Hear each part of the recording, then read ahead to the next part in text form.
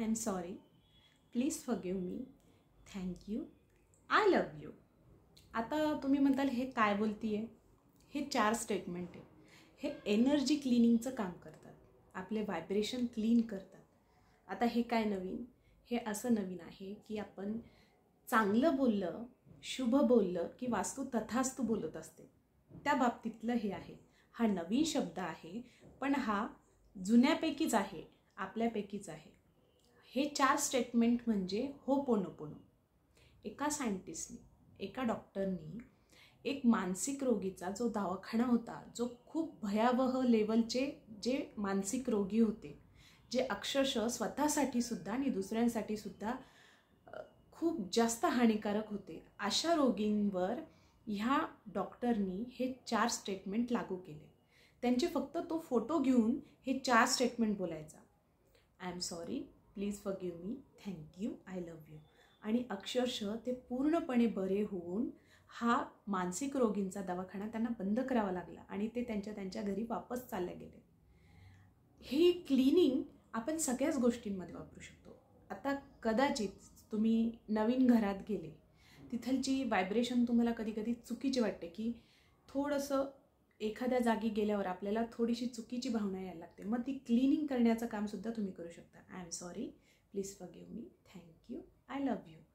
ते वातावरण क्लीन होतं. जसं वेगवेगळ्या मंत्रांचा प्रभाव पडतो, चांगल्या मंत्रांनी आपल्या वास्तूची शुद्धी होते, तसं ह्या शब्दांनी सुद्धा पूर्ण व्हायब्रेशन क्लीन होतात.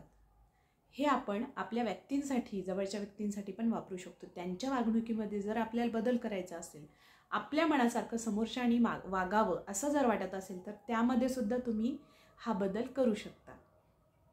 मला असं वाटतं की माझ्या मुलांनी सकाळी उठावं, मेडिटेशन करावं, तर मी खूपदा सांगते पण ते करत नाही आहे.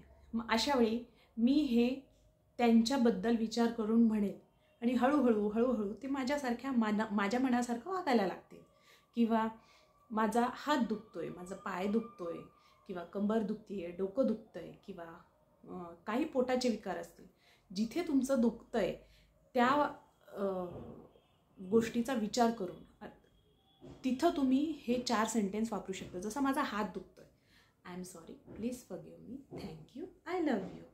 म्हणजे आपण ही एनर्जी क्लीन करतोय आणि एनर्जी क्लीन झाल्यामुळे आपलं ते दुखणं अक्षरशः बंद होतं. अर्थात त्यामध्ये तुम्हाला तुमचं पूर्ण इमोशन्स, संपूर्ण भावना लावाव्या लागतील.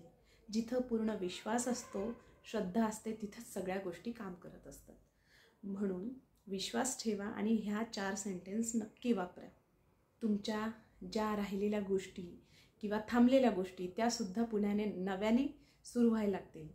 ज्या आपले नातेवाईक असतील, आपल्या जवळच्या व्यक्ती असतील, परिस्थिती असेल, वस्तू असेल, सगळ्यांवर तुम्ही ह्या गोष्टीचा वापर करू शकता. म्हणून ह्या होपोनोपोनोचा वापर करून आनंदात राहा, मस्त राहा. I am sorry, please forgive me, thank you, I love you. मी हे जे नवीन गोष्टी घेऊन येते ना, हे अर्थात नवीन शब्द भेटले, पाश्चिमात्य गोष्टींचा त्याला थोडासा संबंध आलेला आहे असं होऊ शकतं. पण ज्यातून आपल्याला काही चांगलं शिकायला भेटते ते नेहमी शिकलंच पाहिजे ना.